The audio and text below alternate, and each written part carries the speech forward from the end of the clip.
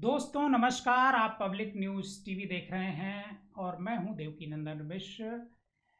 जगदीप धनखड़ जो उपराष्ट्रपति के पद पर तैनात थे और कहा जाएगा कि उनका बड़े बेआबरू होकर के मेरे तेरे कूचे से हम निकले, उनके लिए यही शेर बनता है। जगदीप धनखड़ साहब ने 40 दिन बाद अपना जो सरकारी आवास है वो खाली कर दिया और खाली करके वो मेहरौली में, दिल्ली में ही मेहरौली है जहां पूरे इलाके में फार्म हाउसेज हैं, फार्म हाउसेज में चले गए। एक फार्म हाउस है उसमें चले गए। वो फार्म हाउस चौटाला परिवार का है।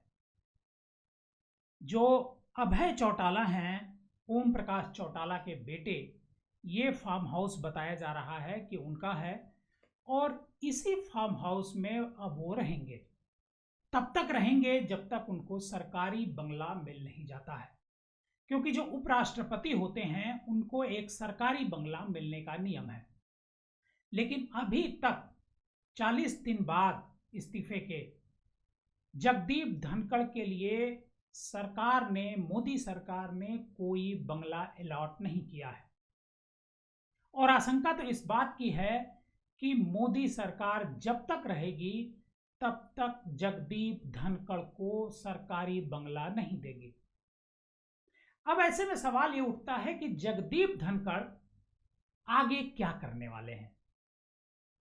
जगदीप धनखड़ के बारे में खबर है कि वो इसी महीने कुछ बड़ा धमाका करने वाले हैं और वो धमाका होगा इसी महीने की 25 सितंबर को।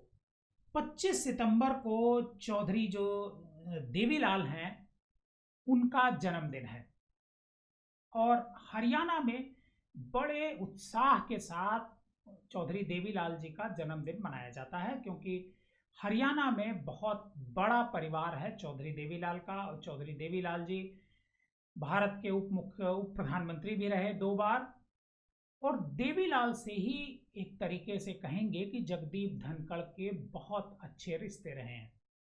बल्कि रिश्ते क्या, जगदीप धनखड़ को अगर मैं ये बात कहूं कि पॉलिटिक्स में लाने वाले चौधरी देवीलाल ही हैं तो बात गलत नहीं होगी।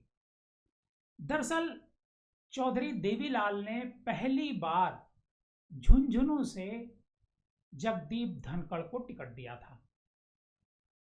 जगदीप धनखड़ साहब वहीं के रहने वाले भी हैं और वहां से जब वो चुनाव जीते उसके बाद जो सरकार बनती है उस सरकार में कैबिनेट मंत्री भी बनवाया था।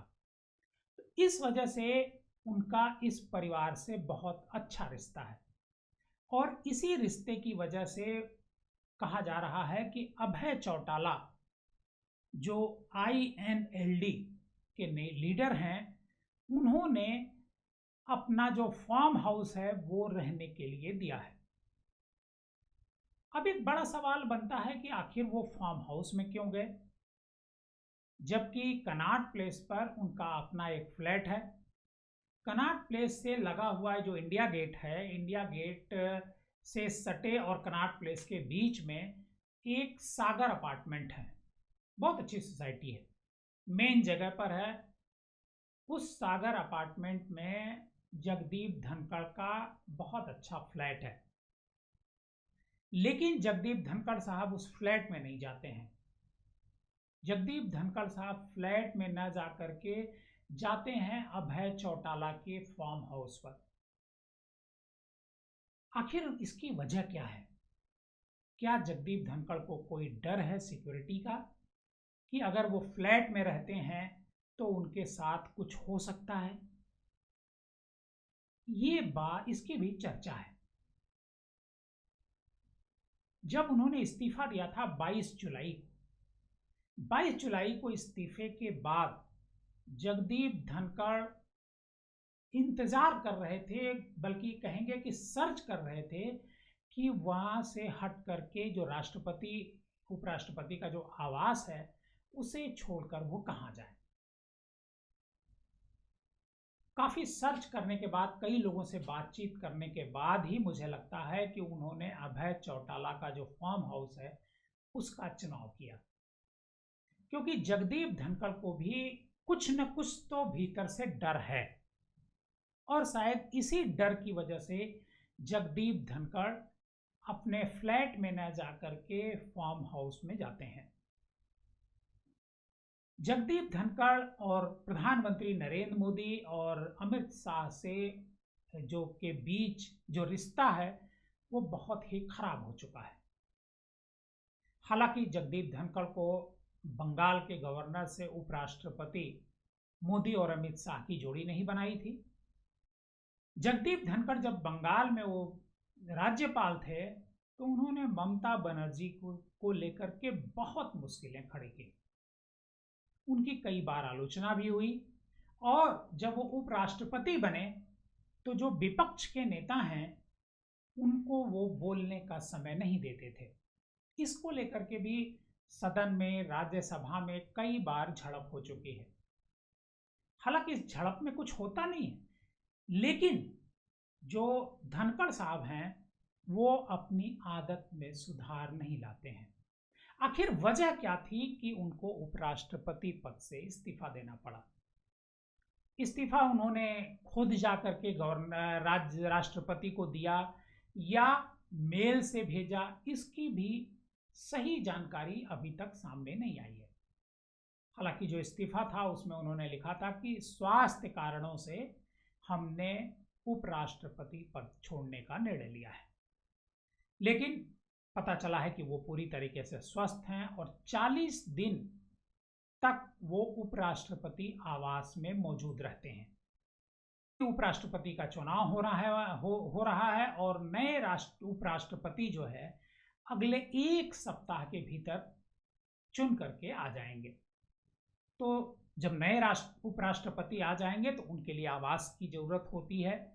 इस वजह से उन्होंने तत्काल जो है अपना जो आवास है उपराष्ट्रपति का उसे खाली करना ही मुनासिब समझा।